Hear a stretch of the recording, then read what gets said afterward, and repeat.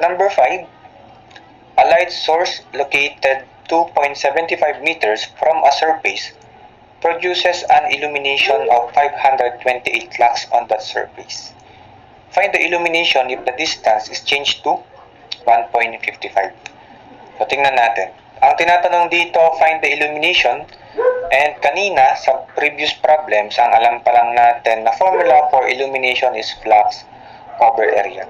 So, if we are going to find the illumination, meron bang binigay dyan na unit na lumens and square meter? Meron ba dyang flux or area? Kapag binasa ulit natin tong problem number 5, wala tayong makikitang unit na lumens para sa flux and unit na square meter para sa area. So, hindi na natin pwedeng gamitin ito sa problem number 5. So, kaya mag-i-introduce tayo ng bagong formula and bagong kaalaman. Loss on illumination. Sabi dito that the variable letter E, that is the illumination, siya ay directly proportional sa I. And yung I natin, that is the brightness or the luminous intensity. Ganun din naman, yung illumination E natin is inversely proportional, so this is 1 over, inversely proportional to the square of the distance. Kung gaano kalayo yung source sa ating point. And that is what we call inverse square law. Lastly, the illumination is directly proportional to cosine theta, and that is Lambert's cosine law. So, kung sa physics, di ba, na-introduce kasi natin sa physics itong subject na illumination, ang ginamit natin na configuration is this one. Kung naalala ninyo sa ating physics problem set, ito yung configuration natin. The object is directly below the source. Pero meron tayong general configuration. So, mas maganda na ito.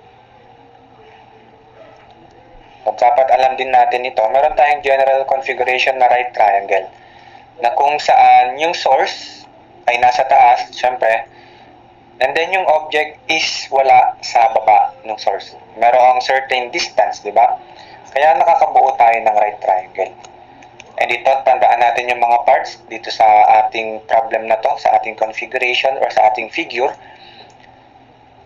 The source and the object, merong yang distance from each other, di ba? And yung direct distance na yon from the source and the object, siya palagi yung variable letter D natin para sa distance. So, kung saan man mapupunta, kahit saan man mapunta yung source at saka yung ating object, basta kung ano yung pinakamaikling line na mag-connect natin sa kanila, that is the distance letter D. Tatandaan natin yan. And dito may theta. The theta is always the angle formed by the distance, yung line of distance, from the vertical line.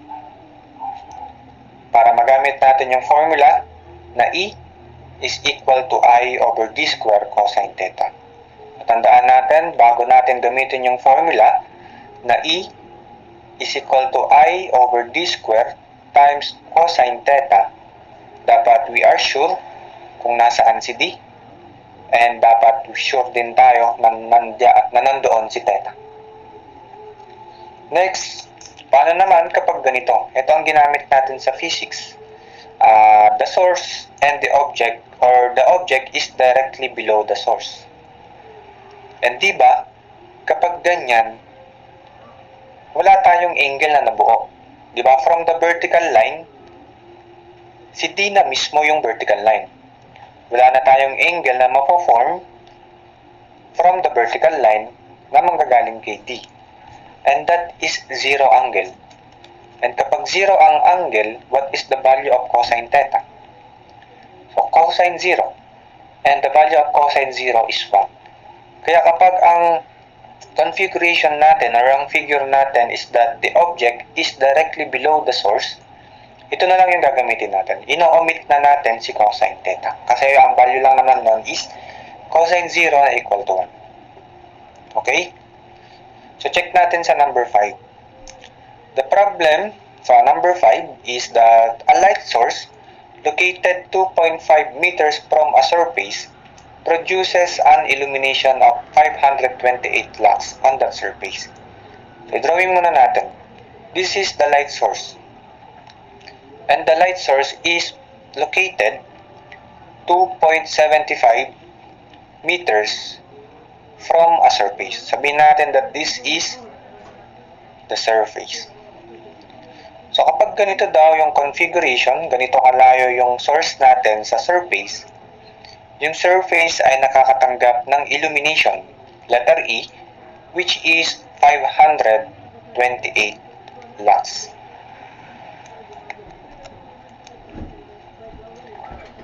Next sentence, find the illumination if the distance is changed to 1.55. So isa sa dalawa yung babaguhin natin, babaguhin natin yung lugar, babaguhin natin yung pwesto para lumiit yung distance.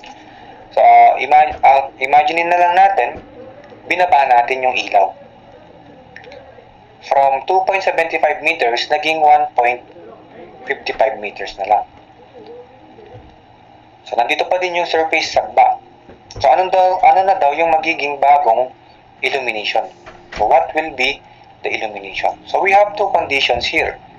Kaya yung mga variables natin, lagyan natin ng sub 1 para sa first condition and sub 2 para sa second condition.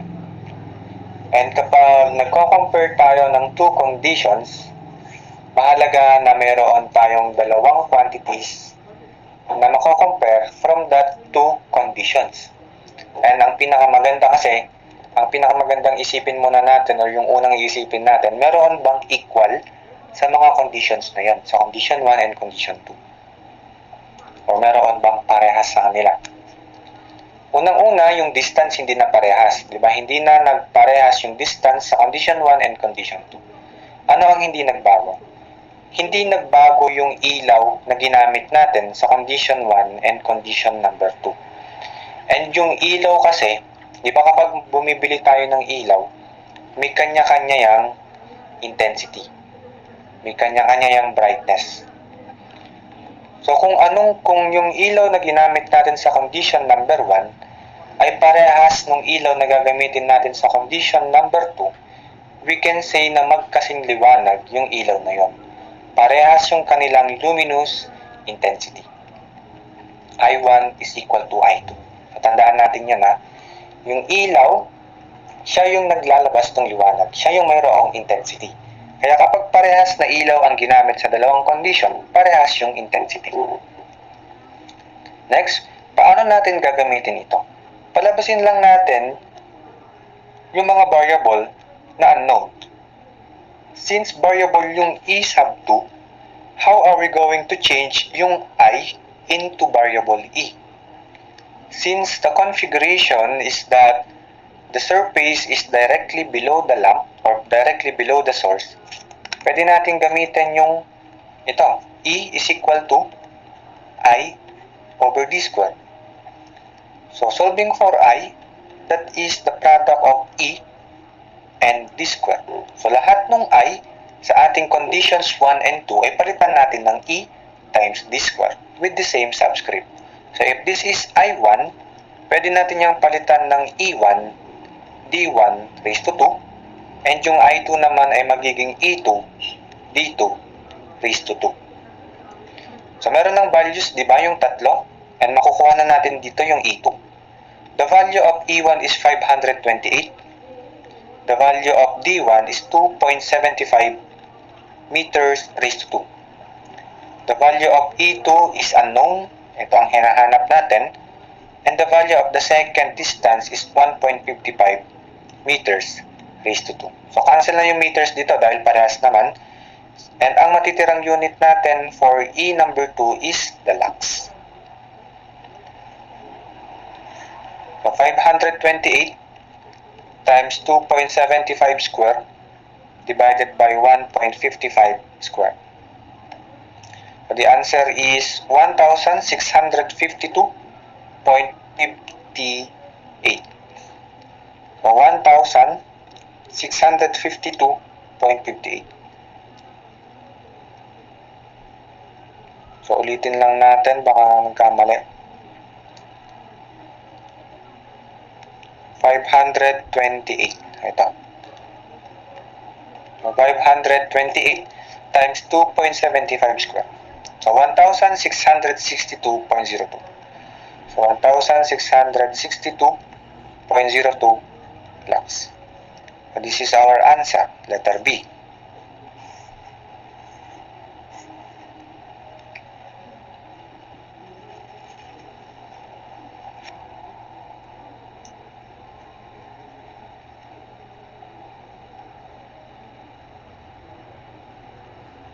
Next problem, number 6. A piece of paper lies on a table 2 meters away from a point directly below a bulb of 100 candelas and is 4 meters above the table. So calculate the illumination and the center of the paper in lux. So, anong gawin natin dito? Siyempre, tingnan natin ano yung figure na magagawa natin. So, mag-focus muna tayo dito. 2 meters away from a point directly below a bulb.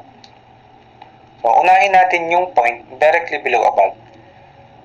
So, let us say that this is the bulb and this is the point directly below the bulb. And yung table ay matatagpuan pa natin ng 2 meters away from the point na to. So, ito yon. Lalayo muna tayo ng 2 meters bago natin makita yung lamesa. So, imagine na lang natin na yan ay lamesa. So, nandito yung paper. A piece of paper lies on a table. So, sabihin natin ito. So, after ng 2 meters na to, nandito na yung mismong paper. So, that is the paper. Yung ilaw natin ay mayroong intensity na 100 candela. Tandaan natin, nalaman natin na iyan ay letter I because of the unit candela. Okay? And the light is 4 meters above the table. So ito, if we are going to solve for the distance or for the height, that is 4 meters. So calculate the illumination on the paper in lux. So, dito ang mag-create natin is a right triangle, di ba? Because kung i-connect natin yung source and yung ating object na paper, that is the distance. The hypotenuse is the distance. And ang kailangan nating theta, di ba, sa ating pattern is the angle of the hypotenuse from the vertical line. So that we can use the formula na E is equal to I over D square na mayroong cosine theta.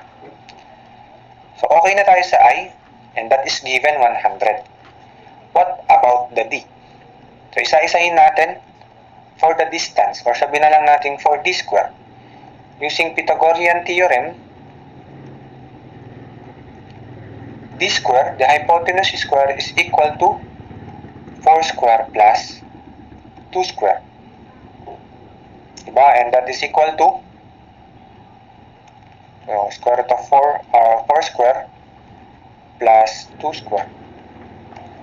20. Next, ang kulang na lang natin is the value of theta. So, how are we going to solve for the value of theta? So, this is the theta. Merong value yung opposite side niya. Meron din namang value yung adjacent side, and that is OA, TOA, tangent theta. The tangent theta is equal to the opposite over the adjacent. So, solving for theta, that is the arctangent of 2 over 4, or arctangent of 1/2. So, shift tangent of 0.5, the answer is 26.57. So, we can now solve for the value of the illumination. The given brightness or luminous intensity is 100 candelas. Our D square, so tandaan natin, ang nakuha na natin na D square is 20. And then cosine of 26.57. 100 over 20 is 5. Cosine 26.57. So this is 4.47 lakhs. And that is nearest to letter C, 4.5.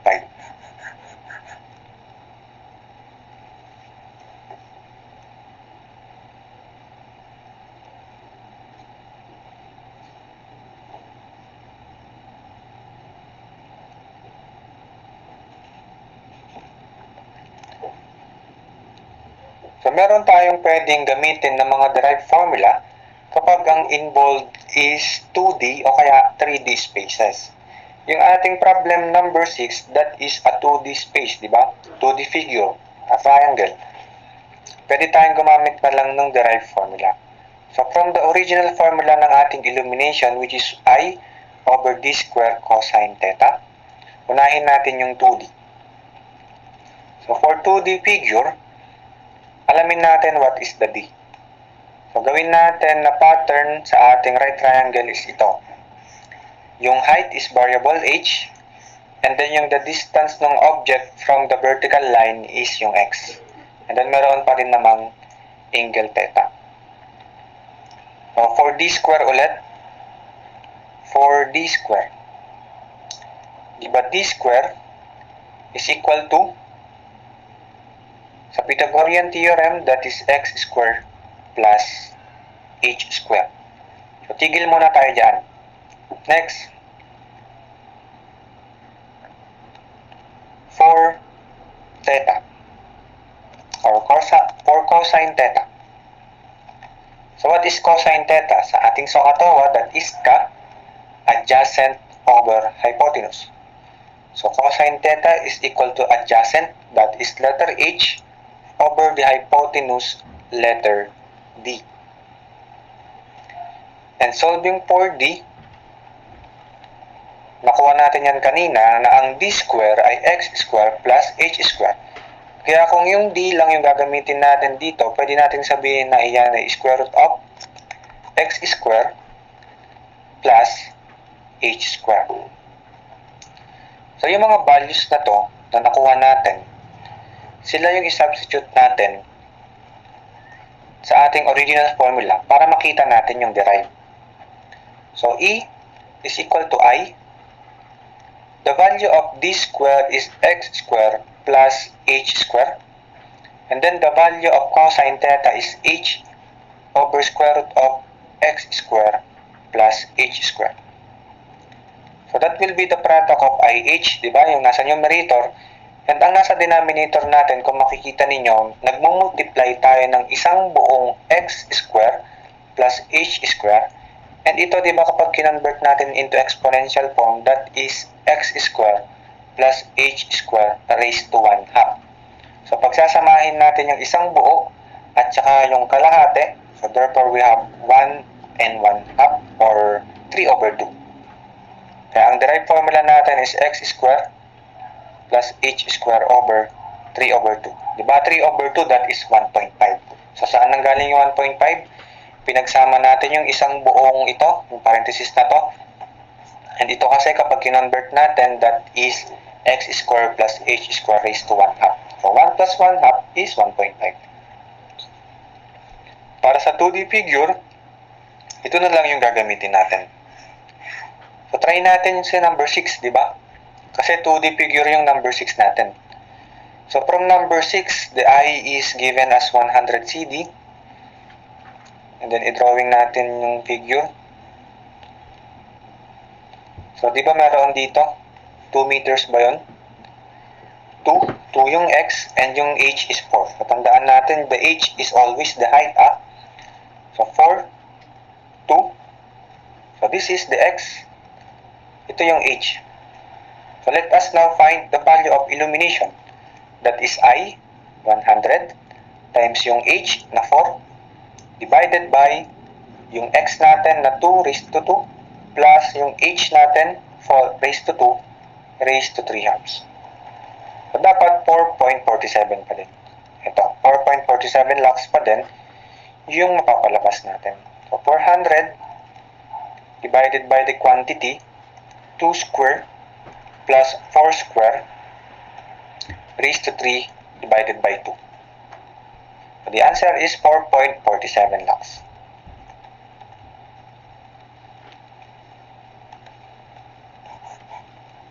screenshot natin and we are going to proceed sa pagdiderive naman ng formula kapag ang space ay 3D.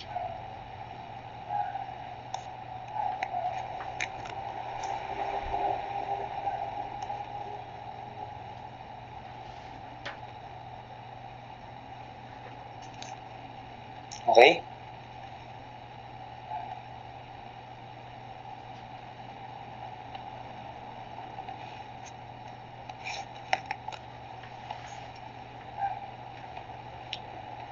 Okay, so para sa ating 3D space.